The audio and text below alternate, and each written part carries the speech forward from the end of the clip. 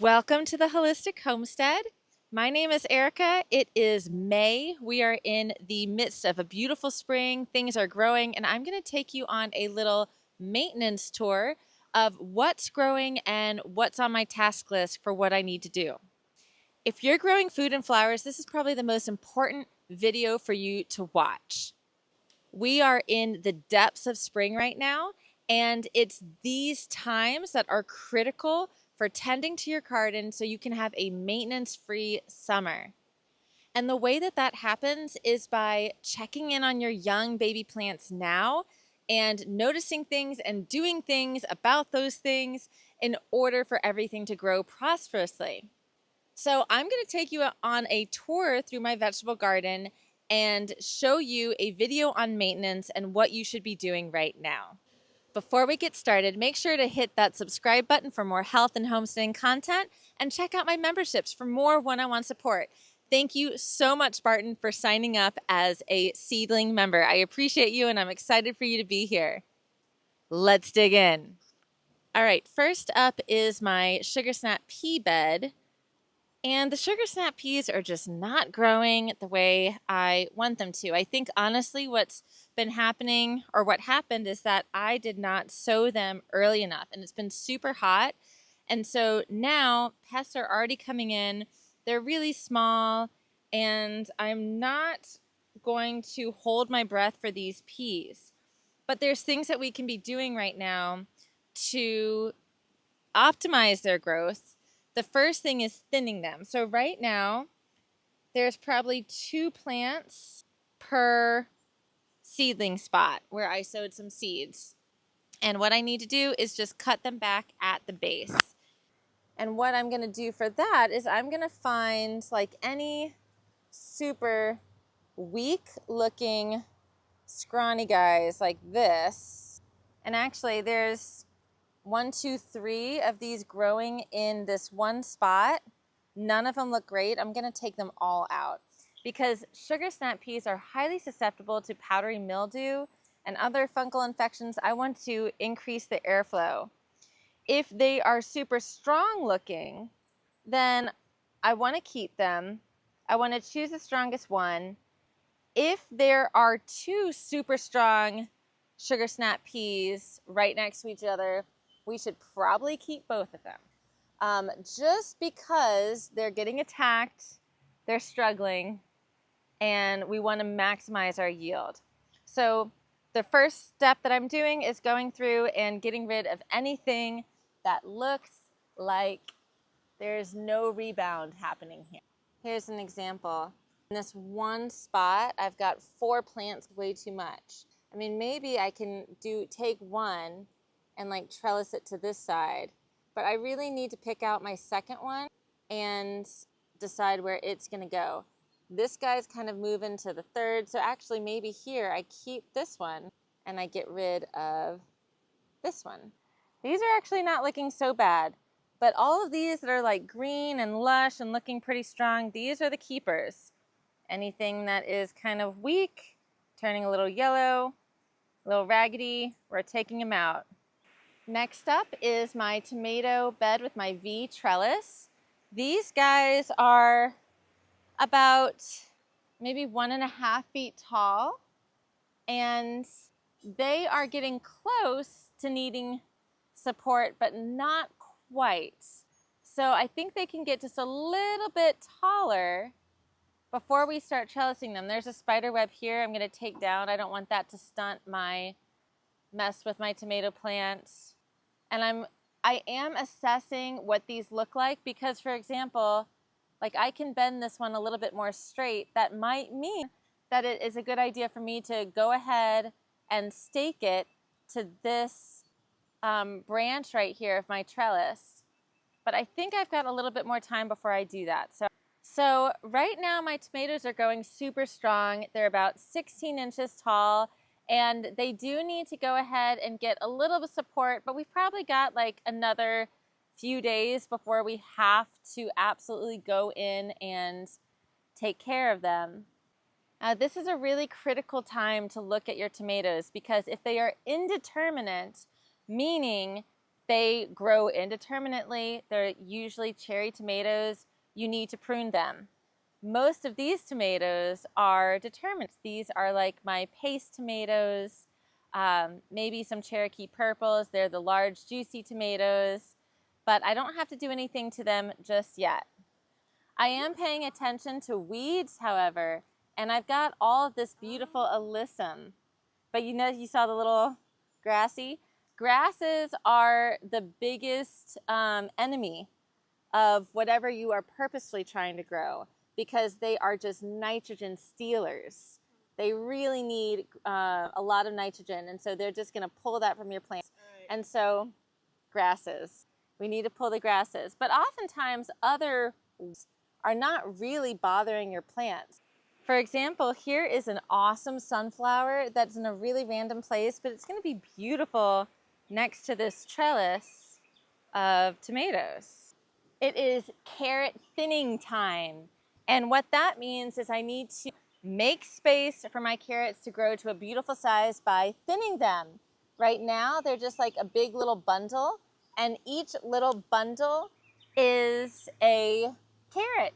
But if they stay together like this, they're not going to grow very much. And so what I have to do is I have to start thinning them. So when I look at this little mass of green, I'm actually kind of digging it apart and finding the biggest carrot first. That's in one solid clump. And I'm separating any other potential carrots just like this, making sure that I'm not going to pull a bunch out. And I find the one that I'm going to thin out, and I press down and then up, straight up. And I get a little baby carrot. These obviously are like too small to be worth anything. Sometimes you can get some bigger ones.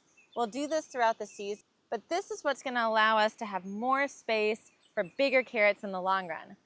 The rabbits will love these. So we want to go through here and start doing it.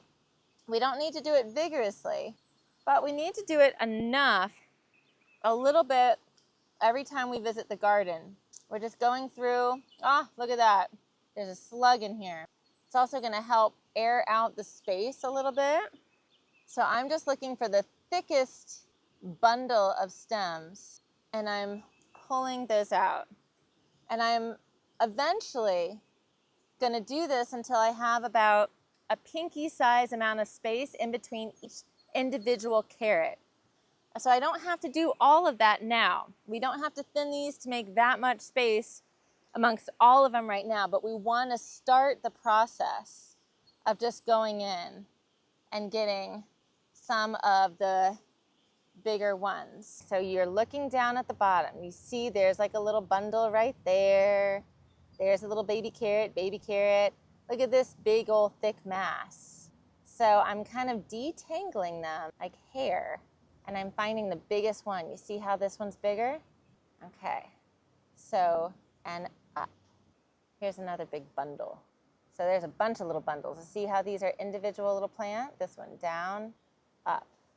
What can happen when you do this is you can accidentally pull out a bunch of carrots. So you want to do it strategically. You're just getting these tiny little guys out. And they are edible. All parts of this are edible. All right, boom. This is a sign of snail and slug damage. You know that it is snail or slug because there's individual holes. Caterpillars will eat whole outer edges of leaves. So there's snails or slugs in here. The slimy snail trail. And there's a special remedy for this that we'll do in another video. This is my comfrey patch. Comfrey is an amazing plant to have. One, it's a great feed for animals. It's 15 or 18% protein, high protein that you can give your animals. Great source of food, but there's a bunch of medicinal properties. So the roots were used by the Romans to heal broken bones and sprains. It goes back and has quite an amazing history. This is what it looks like when it grows and is in blooming. It is a major pollinator attractant, but it will set out this huge bush of blooms, and then they'll fall down and new growth will grow from the center. So either before this happens or after, you want to manage your comfrey and cut it back to keep everything nice and airy, and I'm literally just going all the way back to the main plant here. And I'm gonna feed all of this to my goats and my rabbits. You can see once you do this that there's gonna be like decaying matter at the base. And this is one of the many reasons why you wanna be diligent about harvesting it, because you don't want a buildup of decay and mushy yuckiness in here. You're gonna get decomposers like snails, slugs, and roly-polies. And while they're great at decomposing, you don't want a plethora of them in your garden messing with your vegetables. So all of this is going to go to our animals. It is at this stage that we want to be identifying our flowers, what are weeds, and taking the weeds out. I think this is some sort of dock. I'll need to get a hand trowel to get that out appropriately. But I don't want to mess with the roots of my flowers, so I'll be very careful about pulling that guy out. This is my tunnel of garlic and tomatoes and pole beans, and I just touched this weird gooey thing. My trellis is actually growing leaves and also oozing. That's a natural healing response, of course, and it's going to eventually result in just this vine dying since there's nothing to root, but this goo would be like the sealant to a wound. This particular one is grapevine. All right, let's dig in. What we've got going on here is we've got beans that we need to thin just like our peas. So for the purpose of airflow and minimizing disease, we need to thin our plants. We also don't want them to compete for nutrients, so let's get to cutting. These are going to be much more satisfying to thin because they're really healthy and strong looking. I'm literally just looking for the strongest looking bean. And so I'm going to go for, like, I've got 2 in each spot. I'm going to go for the one that is least eaten up and then give that one some space. This right here is a caterpillar, you know, because of the outer edges. And the best thing you can do for these organically without using even organic pesticides is literally kind of just digging around the soil surface. This is likely an armyworm or a cutworm, and it's probably just hanging out on the soil surface underneath my mulch. And so I don't try to spend too much time worrying about them, looking for them, but I will move the mulch around just to see if I can find them and give the chickens a nice little treat. So I'm going to go down this whole row and try to pick the best looking bean, foliage, the best looking growth, and remove any extras in its spot. This side. Tomatoes. I'm really excited about the tomatoes growing up here. All right, trellising tomatoes. Here's what's happening. The first thing is that I need to train them. And right now they're kind of just doing their thing on their own. But I am paying attention, like for example, if this is all tucked into the side, I'm kind of helping it train by moving a stem over here. And the other thing with tomatoes in general is I am removing any foliage that is touching the ground. Why? Because of anthracnose. Anthracnose is a fungal infection that reproduces through spores, and everything gets it, like from roses to crepe myrtles to tomatoes, it's everywhere. And if you have contact with the soil, you are more likely to get anthracnose, and it will travel up from the bottom up. So eventually my tomatoes are going to be naked, like halfway down. But for now, I'm just getting rid of the leaves that are touching the soil. The bean leaves, the tomato leaves are not edible, so they're just going straight into the compost. But I am paying attention, like right here, these garlics are kind of out of control.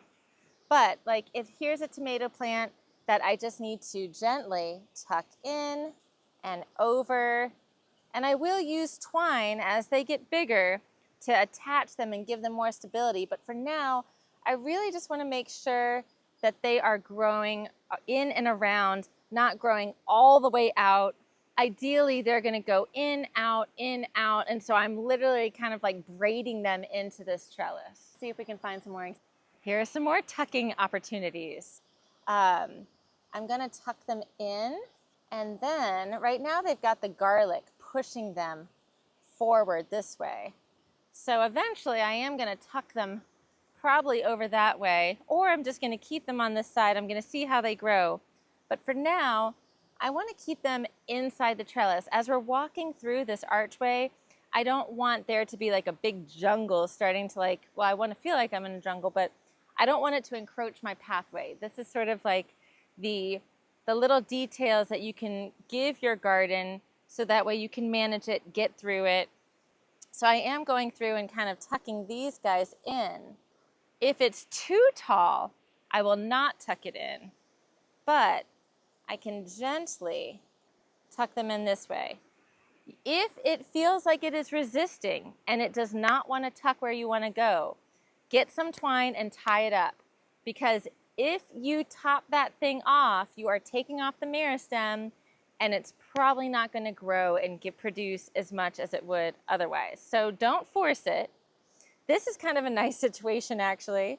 We've got a inside-outside little V split here, and I'm totally going to let this go because this will inherently provide some stability for this plant.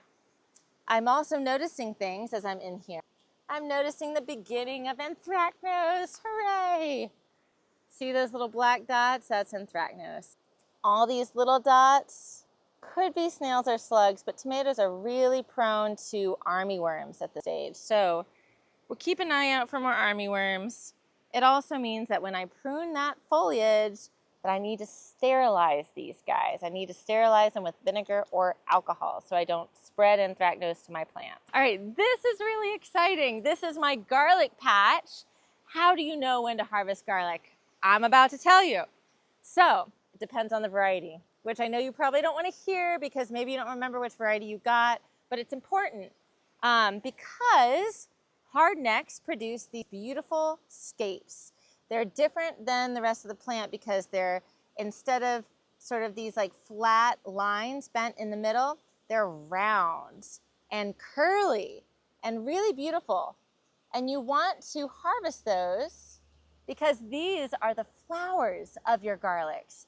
Same thing for onions if you start to see them on your onions. When you cut the flowers, you are redirecting energy instead of the flowers into the roots. In this case, a big, beautiful bulb. So if you want to maximize the size of your onions and garlics, always make sure to remove the flowers before they bloom, ideally. And these are delicious cooked. You can chop them up. They're kind of like an in-between like leek with like an oniony flavor. Chop them up, put them in pastas, salads. They're delicious. So we're going to go through this whole garlic patch and get rid of these scapes. I find it so satisfying. So sometimes they might be small, but sometimes they're big and curly. These scapes are a sign that my garlic is going to be ready to harvest in about 6 to 8 weeks. I will know past that point when it's time because 2/3 of the plant, the majority of the plant, will turn yellow. What if you have a soft neck? You won't have the scapes, but 2/3 of the plant will turn yellow. That's when you want to harvest them. And wouldn't you believe that that's like a fraction of my garden? There's so much more maintenance to be had. I'm going to do it in a separate video and show you different vegetables, how to maintain them. You don't want to miss it. If you enjoyed this video, make sure to hit that thumbs up button, subscribe to my channel for more health and homesteading content, and check out my memberships here on YouTube for more one-on-one support. Thank you so much, Barton, for being a subscriber. I am really pumped to have you here.